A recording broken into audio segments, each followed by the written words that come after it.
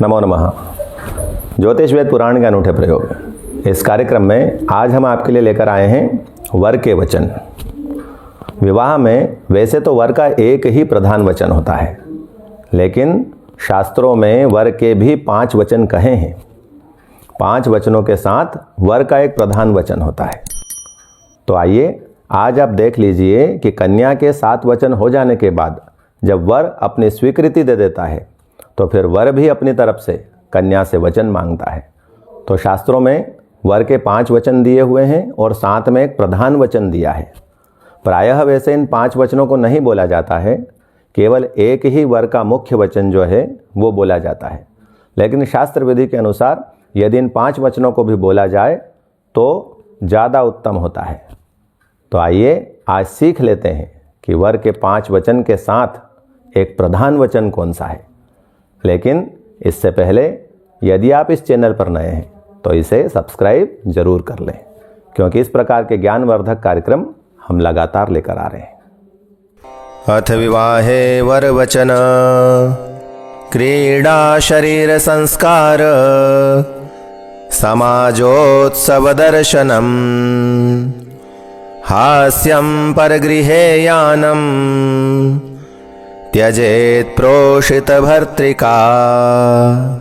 अर्थ होता है, अपने प्रथम वचन में वर कहता है कि जब तक मैं घर पर रहूं तब तक तुम क्रीड़ा आमोद प्रमोद अर्थात हास परिहास करो, शरीर में उबटन तेल लगाकर चोटी गूथो अर्थात श्रृंगार आदि करो, सामाजिक उत्सवों में जाओ, हंसी मजाक करो, दूसरों के घर सखी सहेली से मिलने जाओ।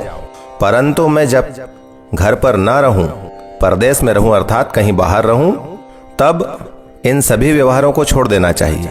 अर्थात मेरी अनुपस्थिति में ये सब तुम्हें नहीं करना चाहिए।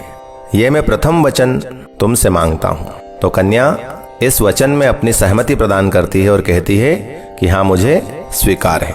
उसके बाद वर अपना दूसरा वचन कहता है, विष्णुर्वैश्वानरः साक्षी ब्राह्मण ज्ञाति बांधवाः पंचमं ध्रुवमालोक्य स साक्षित्वं ममागताः। वर अपने दूसरे वचन में कहता है कि भगवान विष्णु, अग्निदेव, ब्राह्मण देवता, अपने स्वजातीय भाई बंधु और 5वें ध्रुव तारा, ये सभी मेरे इस विवाह के साक्षी हैं। अर्थात भविष्य में भी कभी हमारे विवाह के बारे में साक्ष्य देना पड़े तो इन 5 को ही साक्षी रूप में हम दोनों स्वीकार करेंगे। इस दूसरे वचन पर भी कन्या अपनी सहमति प्रदान करती है। उसके बाद वर अपना तीसरा वचन कहता है, तव चित्त मम चित्ते वाचा वाच्यम न लोपयेत व्रते में सर्वदा देयम हृदयस्थम वरानने। अपने तीसरे वचन में वर कन्या को कहता है कि हे सुमुखी, हमारे चित्त के अनुकूल तुम्हें अपना चित्त रखना चाहिए। अर्थात मेरे विचारों के साथ तुम्हारे विचारों में तालमेल होना चाहिए। मेरी विचारधारा के अनुसार ही तुम्हारी भी विचारधारा होनी चाहिए और अपनी वाणी से मेरे वचनों का कभी उल्लंघन नहीं करना चाहिए। इसका अर्थ है कि जो मेरी युक्ति संगत बातें हैं उनका कभी भी उल्लंघन नहीं करना चाहिए। जो कुछ मैं कहूँ उसको सदा अपने हृदय में रखना चाहिए, अर्थात याद रखना चाहिए। इस प्रकार तुम मेरे पातिव्रत्य धर्म का पालन करो। ये वर का तीसरा वचन है। कन्या के सहमति प्रदान करने के बाद फिर वर अपना चौथा वचन कहता है, मम तुष्टिश्च कर्तव्या बंधूनां भक्तिरादरात् ममाज्ञा परिपाल्यैषा पातिव्रत परायणे। वर कहता है, मुझे जिस प्रकार से संतोष हो अर्थात मन में आनंद हो वही कार्य तुम्हें करना चाहिए। हमारे भाई बंधुओं के प्रति आदर के साथ भक्तिभाव रखना चाहिए और पातिव्रत धर्म का पालन करने वाली तुम्हें सदा मेरी आज्ञा का पालन करना चाहिए। इस वचन में भी कन्या की सहमति के बाद फिर वर अपना 5वां वचन कहता है, विना पत्नीं कथम धर्म आश्रमाणां प्रवर्तते तस्मात् त्वं मम विश्वस्ता भव वामांगगामिनी। 5वें वचन में वर कहता है, बिना पत्नी के गृहस्थ धर्म का पालन नहीं हो सकता, अतः तुम मेरे विश्वास का पात्र बनो। कहने का अर्थ है कि हम दोनों एक दूसरे पर भरोसा करें, एक दूसरे के प्रति आदर और श्रद्धा रखें।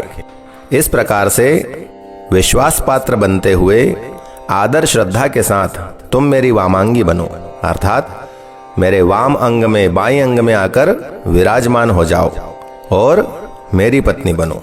इस प्रकार ये वर के 5 वचन कहे हैं जो हमें शास्त्रों में प्राप्त होते हैं, परंतु प्रायः प्रचलित एक ही वचन है और एक ही वचन में ये सारे 5 वचन समाहित हैं। इसलिए प्रायः विवाह में कन्या के 7 वचन होने के बाद में वर का प्रमुख एक ही वचन कहा जाता है, क्योंकि उसी में सारी बातें आ जाती है। तो देखें वर का एक महत्वपूर्ण वचन कौन सा है।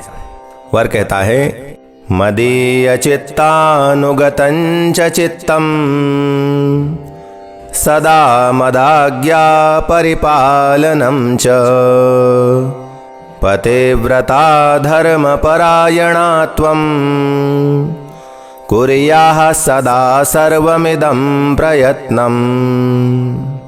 वर कहता है, मदीय चित्तानुगतं च चित्तम, मेरे चित्त के अनुसार तुम्हारा चित्त होना चाहिए।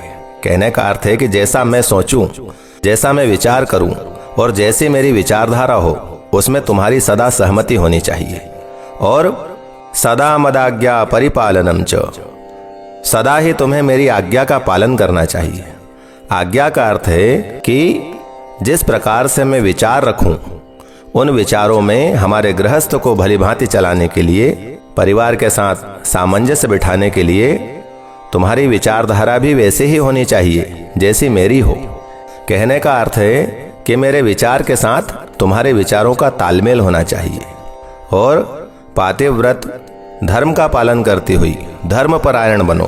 कहने का अर्थ है कि तुम पति के रूप में सिर्फ मुझे ही देखो और मैं भी पत्नी के रूप में सिर्फ तुम्हें ही देखूं।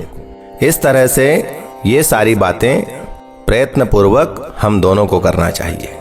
तो यदि इसमें सहमति हो तो मैं तुम्हें अपने वामांग में स्वीकार करता हूं। इस प्रकार से विवाह में कन्या के 7 वचन होते हैं और उसके बाद वर के या तो 5 वचन कहे जाएं अथवा तो 5 वचनों के स्थान पर एक ही प्रधान वचन कन्या को सुना दिया जाए और कन्या की और वर की सहमति होने के बाद फिर कन्या को वर के वामांग में बैठाना चाहिए और इस प्रकार से वो पत्नी हो जाती है।